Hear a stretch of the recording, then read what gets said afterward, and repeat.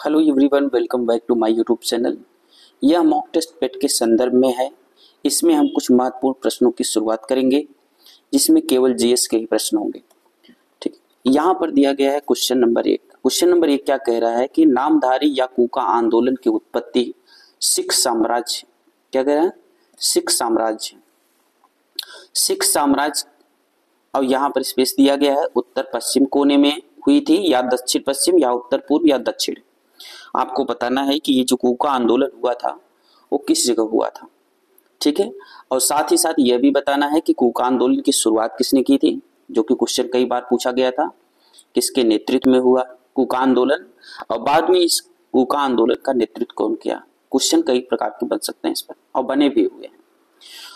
तो ऑप्शन की बात करें, ऑप्शन कह रहा है उत्तर पश्चिम, दक्षिण पश्चिम, और उत्तर पूर्व और दक्षिण। तो इसके करेक्ट आंसर की बात अगर हम करें तो इसका करेक्ट आंसर क्या हो जाएगा, ए।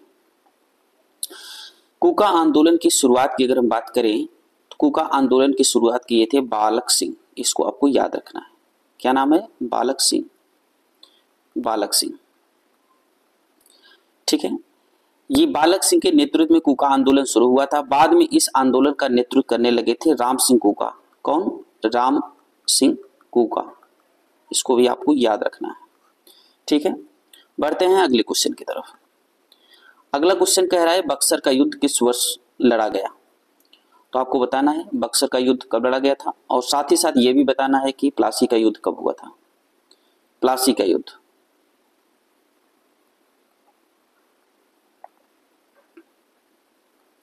ठीक है। ऑप्शन की बात करें तो ऑप्शन कह रहा है 1763, 1764, 1857 और 1761। इसके अगर करेक्ट आंसर की बात करें, इसका करेक्ट आंसर हो जाएगा ऑप्शन बी, यानी 1764। ठीक है, बक्सर के युद्ध में कुछ चीजें और जान लेना जरूरी है। प्लासी के युद्ध की बात करें तो ये 1757 में हुआ था। इसको भी आपको याद रखना है, कब हुआ था, 1757 में। ठीक है, 1757, इसको भी आपको याद रखना है, 1757। ठीक है, देखिए इसमें क्या है कि सबसे ज्यादा इंपॉर्टेंट चीज क्या है कि बक्सर का युद्ध 1764 तो हो गया, लेकिन इसका नेतृत्व कौन किया था, अंग्रेज की तरफ से, और भारत की तरफ से इसका नेतृत्व कौन किया, यह क्वेश्चन कई बार पूछा गया है। तो बक्सर के युद्ध में जो अंग्रेजों की तरफ से नेतृत्व कर रहे थे उसका नाम था हेक्टर मुनरो। क्या नाम था, हेक्टर मुनरो। और भारत की बात करें तो भारत की तरफ से तो मीर कासिम, मीर कासिम, और इनके साथ साथ कौन कौन थे, इनके नेतृत्व कर रहे थे, नेतृत्व कर रहे थे। इसके साथ साथ कौन थे, अवध के नवाब, अवध के नवाब शुजाउद्दौला, शुजाउद्दौला, शुजाउद्दौला तथा मुगल सम्राट, मुगल सम्राट शाह आलम द्वितीय, शाह आलम द्वितीय। ठीक है, कहा जाता है कि बक्सर के युद्ध जीतने के बाद अंग्रेजों द्वारा भारत पर अस्थायी रूप से अंग्रेजों ने कब्जा कर लिया, और इसके बाद उन लोगों ने बंगाल पर कब्जा किया। बंगाल पर कब्जा करने के बाद उन लोगों ने भारत की सत्ता अपने पक्ष में ले ली। भारत को सत्ता चलाने के लिए उन लोगों ने एक एक्ट पारित करते हैं, एक या कई एक्ट पारित करते हैं। उसमें सबसे पहला एक्ट होता है रेगुलेटिंग एक्ट 1773। उसी के अधीन जो है भारत पर वो लोग अपना सत्ता चलाना शुरू करते हैं। लेकिन वही रेगुलेटिंग एक्ट बाद में चलकर हम लोगों के लिए बहुत किफायती होता है, और इसी से हम अपने भारतीय संविधान की निर्माण करना शुरू करते हैं। ठीक है, इसके बारे में बस इतना ही। बढ़ते हैं अगले क्वेश्चन की तरफ। अगला क्वेश्चन कह रहा है कि भारत के अंतिम मुगल राजा बहादुर शाह जफर को अंग्रेजों द्वारा कहाँ निर्वासित कर दिया गया था। चीन, ईरान, भूटान और बर्मा। ठीक है, तो इसके करेक्ट आंसर की बात करेंगे तो इसका करेक्ट आंसर हो जाएगा बर्मा। 1857 की क्रांति में, 1857 की क्रांति में विद्रोहियों का साथ देने के कारण, किसके, विद्रोहियों के साथ देने के कारण, विद्रोहियों के साथ देने के कारण के, एक मिनट, साथ देने के कारण इनको अंग्रेजों का मतलब ये है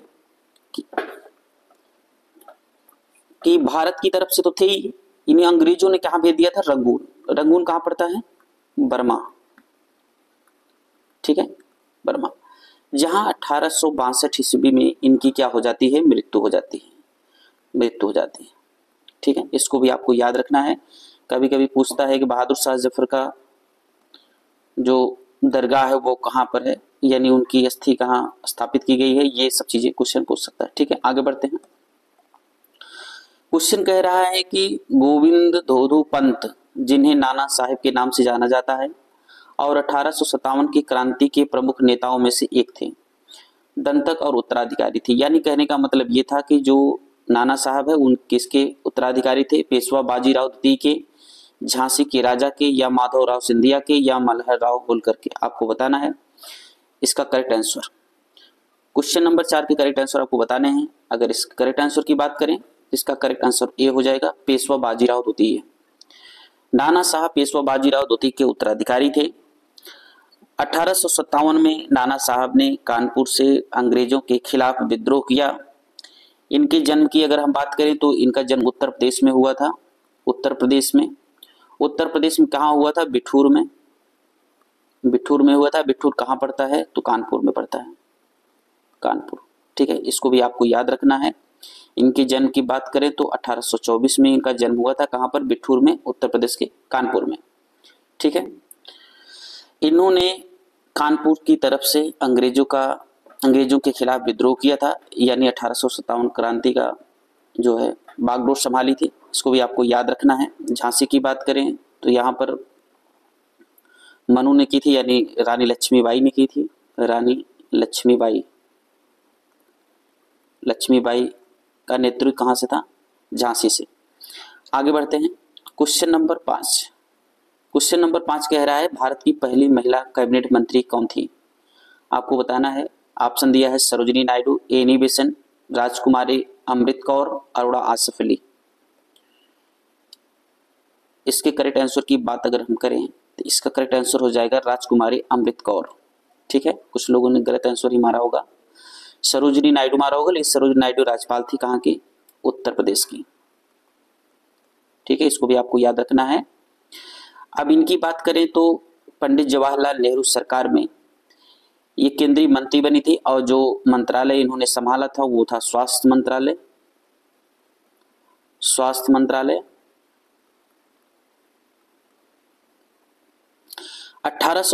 1957 में ये स्वास्थ्य मंत्रालय का कार्यभार इन्होंने संभाला था। बाद में 1954 में, बाद में क्या कहें उसके, हाँ बाद में कहेंगे 1964 में, 54 नहीं 64 तक इन्होंने राज्यसभा सदस्य भी रही, राज्यसभा सदस्य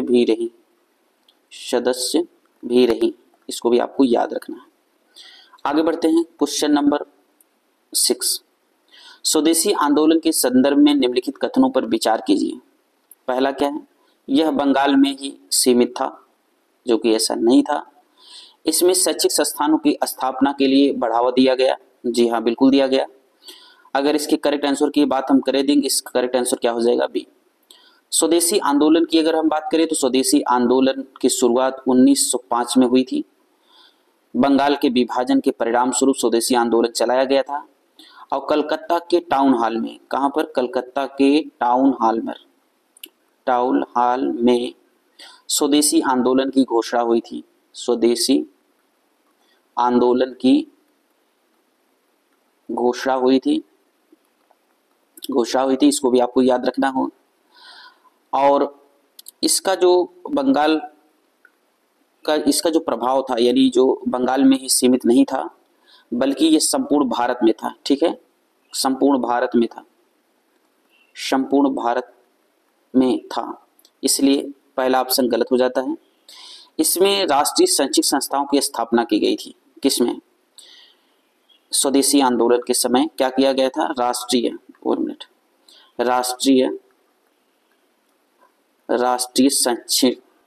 शैक्षिक संस्थान की स्थापना की गई थी और 15 अगस्त 1905 को एक राष्ट्रीय शिक्षा परिषद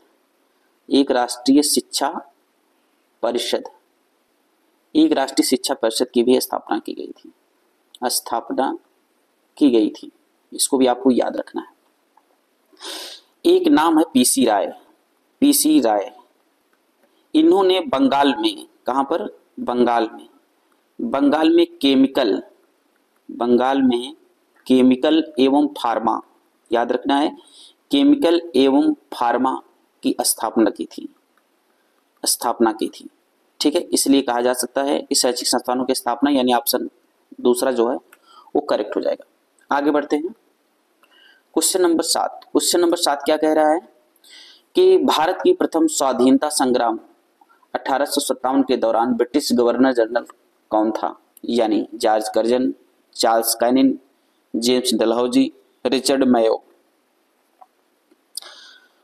तो आपको बताना है इसको। करेक्ट आंसर अगर हम बात करें तो करेक्ट आंसर बी ऑप्शन होगा, चार्ल्स कैनिंग। 1857 के विद्रोह के समय भारत का गवर्नर जनरल कौन था? Lord Canning. 1857 की अगर हम बात करें तो 1857 के विद्रोह की शुरुआत पूछ लेता है। क्या पूछ लेता है? शुरुआत। 1857 के विद्रोह की शुरुआत, इसको भी आपको याद रखना है। ये मेरठ से शुरू होता है और 10 मई को, कब? 10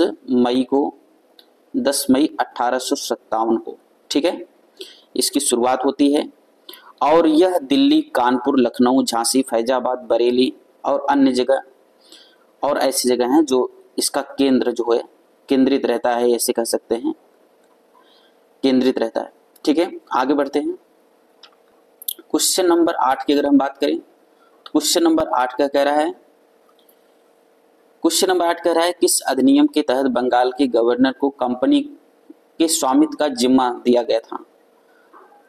तो ऑप्शन दिया है regulating act 1773, Pitt's India act 1784, charter अधिनियम एक्ट 1993, अमेंडिंग अधिनियम 1781। तो आपको इसका करेक्ट आंसर बताना है। इसके करेक्ट आंसर की अगर हम बात करें तो इसका करेक्ट आंसर हो जाएगा पिट्स इंडिया एक्ट, यानी पिट्स अधिनियम 1784। ठीक है, 1700 रेगुलेटिंग अधिनियम 1717 में क्या हुआ था? कोलकाता में एक सरकार बनाई गई थी, एक सुप्रीम कोर्ट की स्थापना की गई थी जिसमें 4 सदस्य थे, 3 मुख्य सदस्य थे। ठीक है, इसको भी आपको याद रखना है। आगे बढ़ते हैं। क्वेश्चन नंबर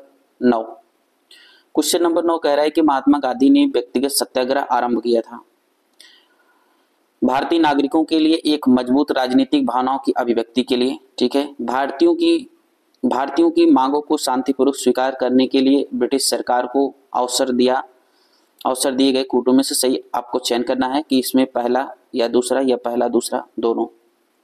तो यहाँ पर जो बातें दी गई हैं ये दोनों सही हैं, यानी इसका करेक्ट आंसर अगर देखेंगे तो इसका करेक्ट आंसर सही हो जाएगा।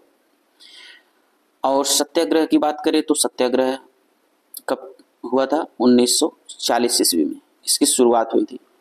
ठीक है, 1740। आगे बढ़ते हैं। क्वेश्चन नंबर 10 की बात हम करेंगे। क्वेश्चन नंबर 10 कह रहा है हंटर कमीशन के द्वारा निम्न में से किस घटना की जांच की गई थी? यानी जो हंटर कमीशन आयोग बनाया गया था वो कौन सी जांच किया था? चौरी चौरा घटना की, कि कानपुर मस्जिद का विध्वंस, जलियांवाला बाग हत्याकांड, काकोरी ट्रेन एक्शन। तो हंटर कमीशन आपको पता होगा जलियांवाला बाग हत्याकांड के लिए बनाया गया था। ठीक है, 1919 में जलियांवाला बाग हत्याकांड होता है और इस समय विलियम हंटर की अध्यक्षता में हंटर कमीशन का गठन होता है। ठीक है, अध्यक्षता कौन किए थे?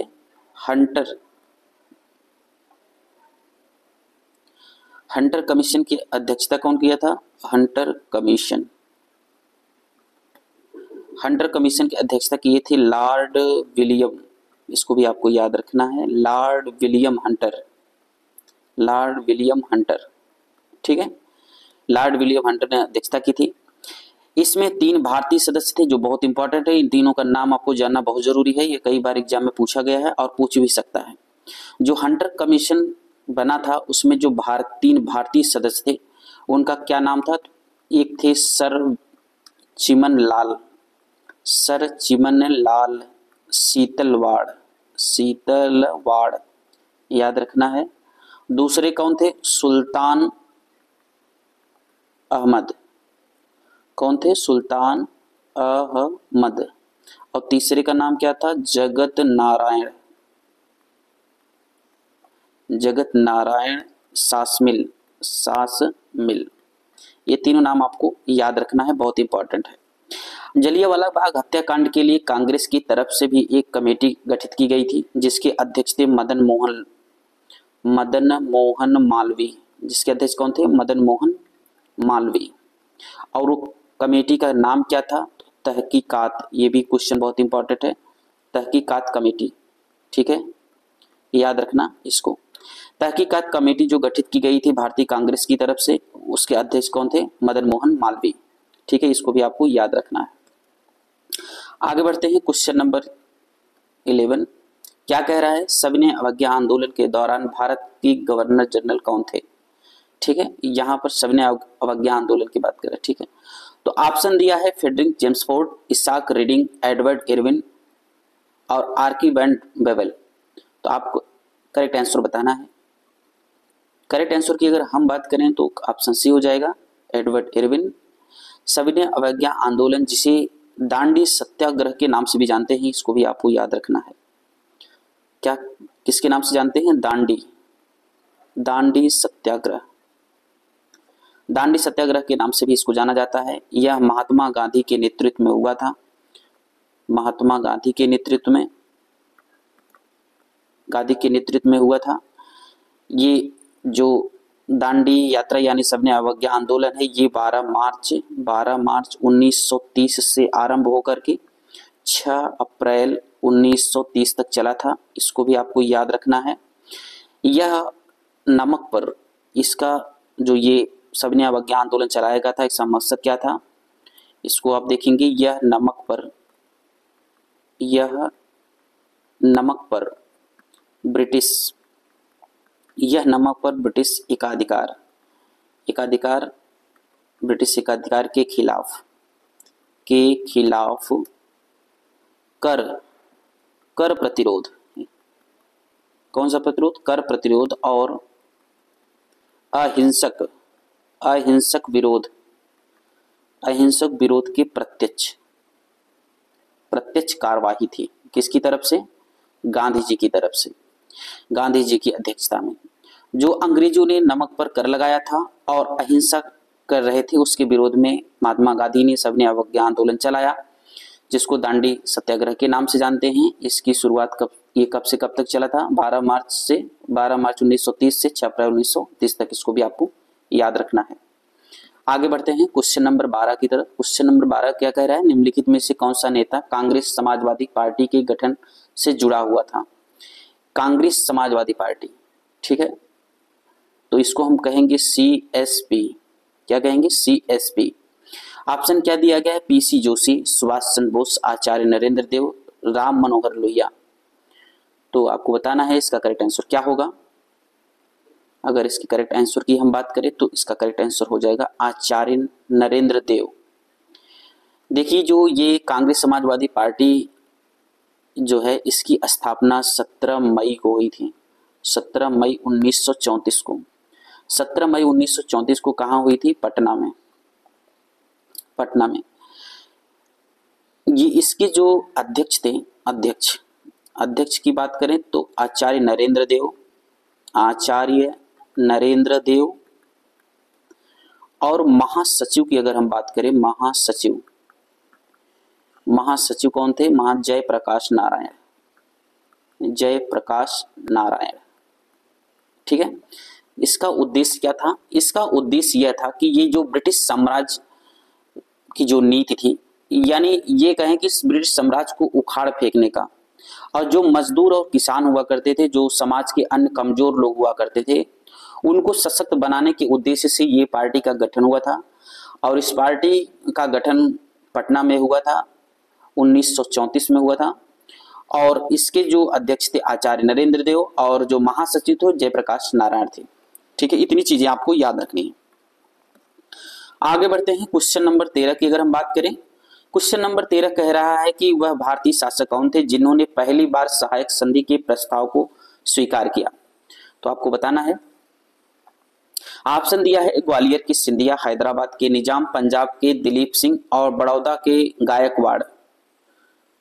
तो आपको बताना है। तो अगर हम बताएं तो इसके करेक्ट आंसर की बात करें तो करेक्ट आंसर इसका क्या हो जाएगा, बी, हैदराबाद के निजाम। सबसे पहले यह संधि हैदराबाद के निजाम द्वारा अपनाई गई थी, कब, 1798 में। ठीक है, ईस्वी में। बाद में फिर मैसूर का नंबर आता है। मैसूर जो है, मैसूर इस संधि को कब अपनाया था, तो 1799 में। और अवध की अगर हम बात करें, अवध इसको कब अपनाया था, 1801 ईस्वी में। इसको भी आपको याद की। ठीक है, आगे बढ़ते हैं। क्वेश्चन नंबर 14, निम्न में से कौन शीर्षक और व्यक्ति असंगत है। यानी जो दिया गया है इसमें देखना है कि कौन असंगत है। भारत का सुख, भारत का सुख किसे कहा जाता है, भारत का सुख या भारत का सुख। ठीक है, आपको बताना है। तो ये तो संगत है, यानी इसको हम असंगत नहीं कहेंगे। भगवान का अभिशाप चंगेज खान को कहा गया था, ये भी संगत है, यानी असंगत हम नहीं कहेंगे। Strong man of India, strong man of India Sardar Vallabhbhai Patel को कहा जाता है, ये भी सही है, यानी इसको भी असंगत नहीं मानेंगे। यहां पर दिया गया है अशांत भारत का जनक अब्दुल गफ्फार खां। अब्दुल गफ्फार खां नहीं थे बल्कि बाल गंगाधर तिलक थे। कौन थे, बाल गंगाधर तिलक, बाल गंगाधर तिलक, एक मिनट, बाल गंगाधर तिलक। ठीक है ना, तो करेक्ट आंसर क्या हो जाएगा, ऑप्शन डी। आगे बढ़ते हैं। क्वेश्चन नंबर 15 की हम बात करेंगे। क्वेश्चन नंबर 15 क्या कह रहा है, क्वेश्चन नंबर 15 कह रहा है कौन सा मुगल शासक एक कुशल बीड़ा वादक था। ठीक है, मुगल शासक में बीड़ा वादक। ऑप्शन दिया है औरंगजेब, अकबर, जहांगीर और शाहजहां। तो आपको बताना है इसका करेक्ट आंसर। अगर इसके करेक्ट आंसर की अगर हम बात करें तो इसका करेक्ट आंसर हो जाएगा औरंगजेब। औरंगजेब मुगल साम्राज्य का 6वां मुगल शासक था। इसे आलमगीर के नाम से भी जानते हैं। और इन्होंने जो शासन किया था वो शासन था 1658 से लगा करके 1707 तक। ठीक है, इसको भी आपको याद रखना है। आगे बढ़ते हैं। अगर हम बात करें क्वेश्चन नंबर 16 की, क्वेश्चन नंबर 16 क्या कह रहा है, निम्नलिखित में से कौन सा विकल्प सुमेलित है, सुमेलित है। ठीक है, सुमेलित है यानी सही ढूंढना है हमको। ऑप्शन ये कह रहा है एलोरा शक, यानी एलोरा का जो मंदिर है क्या वो शक शासकों द्वारा बनवाया गया था, नहीं। महाबलीपुरम ये राष्ट्रकूटों द्वारा बनवाया गया था मंदिर, नहीं। मीनाक्षी मंदिर की बात करें तो पल्लव शासक द्वारा, नहीं। लेकिन खजुराहो की बात करें तो चंदेल शासकों द्वारा बनवाया गया था, यानी ऑप्शन डी करेक्ट हो जाएगा।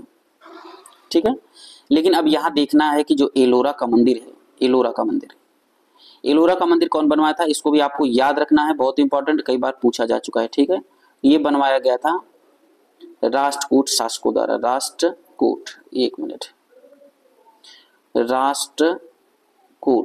राष्ट्रकूट शासकों द्वारा। ठीक है, अगर क्वेश्चन कभी पूछे कि एलोरा का मंदिर किसके द्वारा बनवाया गया तो राष्ट्रकूट द्वारा, इसको भी याद रखना है। महाबलीपुरम, महाबलीपुरम का मंदिर कौन बनवाया था, पल्लव शासकों द्वारा। किसके, पल्लव शासकों द्वारा बनवाया गया था, शासकों द्वारा, इसको भी आपको याद रखना है। मीनाक्षी मंदिर की अगर हम बात करें तो मीनाक्षी मंदिर पांड्य शासकों द्वारा बनवाया गया था, किसके द्वारा, पांड्य शासकों द्वारा। ठीक है, और खजुराहो चंदेल शासकों द्वारा। इस चारों मंदिर के शासकों को आपको याद रखना है, काफी इंपॉर्टेंट है, कई बार एग्जाम में पूछा गया है। आगे बढ़ेंगे। क्वेश्चन नंबर 17 कह रहा है प्रसिद्ध रचना किताबुल हिंद किसने लिखी, किताबुल हिंद। आपको बताना है अबुल फजल, अमीर खुसरो, अलबरूनी और फिरदौसी। तो इसके करेक्ट आंसर की अगर हम बात करें तो इसका करेक्ट आंसर क्या हो जाएगा, ऑप्शन सी, अलबरूनी। अलबरूनी ने क्या लिखा था? कुताबुल हिंद। अबुल फजल की बात करें तो अबुल फजल की रचना है अकबरनामा। क्या है? अकबरनामा। और एक इनकी रचना है आइन ए अकबरी। आइन ए अकबरी, ठीक है। अगर हम अमीर खुसरो की बात करें तो ये इनकी एक बहुत इंपॉर्टेंट रचना है, कई बार एग्जाम में पूछा गया है। नूह सिपीहर, सिपीहर, ठीक है। और रचनाएं तो और हैं, एक जैसे हम ले लेंगे आशिक, आशिक भी इनकी रचना है।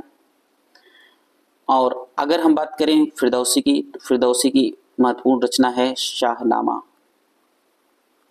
शाहनामा, ठीक है ना। आगे बढ़ते हैं, अगले क्वेश्चन की बात करेंगे, क्वेश्चन नंबर 18। ब्रिटिश भारत में 3 प्रेसिडेंसी शहर कौन से, थोड़ा सा मिस्टेक है, कौन से शहर थे, यानी शहर इसमें कौन कौन से हैं, कौन से शहर देश थे या देश के थे, ऐसे होना चाहिए, ठीक है। ये कलकत्ता दिल्ली बॉम्बे, दिल्ली बॉम्बे मद्रास, कलकत्ता दिल्ली मद्रास, कलकत्ता बॉम्बे और मद्रास।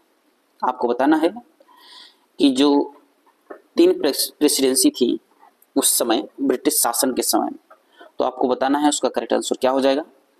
करेक्ट आंसर की अगर हम बात करें तो इसका करेक्ट आंसर डी ऑप्शन होगा, कलकत्ता बॉम्बे और मद्रास। जो 1773 में रेगुलेटिंग एक्ट बना था, 1773 के रेगुलेटिंग एक्ट के द्वारा बंबई तथा मद्रास को, किसको? बंबई तथा मद्रास को प्रेसिडेंसी कलकत्ता प्रेसिडेंसी में मिला लिया गया था, यानी इसके अधीन कर लिया गया था। इसको आपको याद रखना है। आगे बढ़ते हैं, क्वेश्चन नंबर 20 की बात करेंगे। क्वेश्चन नंबर 20 कह रहा है कि विक्रमशिला विश्वविद्यालय की स्थापना किसने की? देवपाल, धर्मपाल, ध्रुवा और गोपाल, ठीक है। विक्रमशिला की अगर हम बात करें तो करेक्ट आंसर इसका बी हो जाएगा, यानी धर्मपाल। और आपके लिए क्वेश्चन है, आपको बताना है कि गोपाल ने इस विद्यालय की स्थापना की थी, ठीक है। और यहाँ पर अगर हम बात करें धर्मपाल की, तो धर्मपाल जो है विक्रमशिला विश्वविद्यालय की स्थापना की। और यह याद रखिएगा, ये क्वेश्चन पूछा गया है, यहाँ पर ब्रजयान बौद्ध धर्म, ब्रजयान बौद्ध धर्म का केंद्र था। क्वेश्चन कैसे पूछता है कि जो विक्रमशिला विश्वविद्यालय है वो कौन से धर्म का संरक्षण करता था? तो याद रखिएगा बौद्ध धर्म में वज्रयान, क्या मारना है आपको? वज्रयान, ठीक है।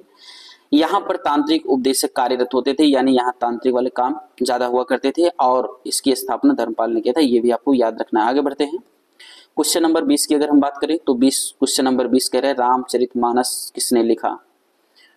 ठीक है, रामचरितमानस की रचना किसने की थी? तुलसीदास। यहाँ रामचरितम लेना था, ठीक है, रामचरितमानस हो गया। अब यहाँ पर देखेंगे तो जो रामचरितम है, रामचरितम जो है उसके लेखक हैं संध्याकर नंदी।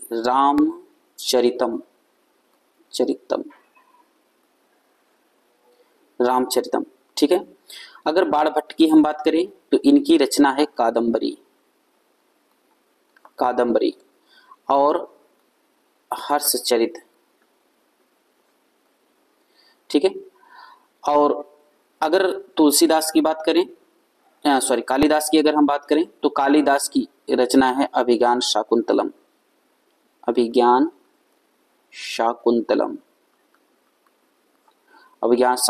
हो गया, मेघदूत हो गया, ठीक है, रघुवंशम, ठीक है, ये भी आपको याद रखना है। आगे बढ़ते हैं, क्वेश्चन नंबर 21 क्या कह रहा है? निम्नलिखित में से किसने हर्षवर्धन के प्रशासन एवं कन्नौज के दरबारी जीवन के बारे में लिखा? तो बताना है कि जो यहाँ 4 ऑप्शन दिए गए हैं, इसमें हर्षवर्धन के शासनकाल में कौन था? Alberuni, Fahien, Hiuen Tsang, Ibn Battuta. इसकी करेक्ट आंसर की अगर हम बात करें तो इसका करेक्ट आंसर हो जाएगा ह्वेनसांग जो है वो हर्षवर्धन के शासनकाल में आया था। यह एक चीनी यात्री था, इसको भी आपको याद रखना है, चीनी यात्री ह्वेनसांग। यह 7वीं सदी में भारत आया था और नालंदा विश्वविद्यालय में 5 वर्ष तक लगभग रहा। नालंदा विश्वविद्यालय में 5 वर्ष तक रहा, यानी 5 वर्ष तक शिक्षा ग्रहण किया था, ये कह सकते हैं आप, शिक्षा ग्रहण किया था। ग्रहण किया था। ठीक है, हर्षवर्धन द्वारा आयोजित धर्म सभा में भी अध्यक्षता इसी ने किया था। यानी हम ये कर सकते हैं कि हर्षवर्धन द्वारा आयोजित धर्म सभा की अध्यक्षता कौन किया था? ह्वेनसांग। ठीक है, ह्वेनसांग। आगे बढ़ते हैं, क्वेश्चन नंबर 22। क्वेश्चन नंबर 22 क्या कह रहा है? निम्नलिखित में से किसने 8 दिल्ली सुल्तानों के शासनकाल को देखा? ऑप्शन दिया है जियाउद्दीन बर्नी, शम्स ए सिराज आरिफ, मिर्जा उस सिराज, अमीर खुसरो। इसके करेक्ट आंसर की अगर हम बात करें तो इसका करेक्ट आंसर हो जाएगा ऑप्शन डी, अमीर खुसरो। अमीर खुसरो को भारत की आवाज भी कहते हैं, भारत की आवाज, भारत की आवाज।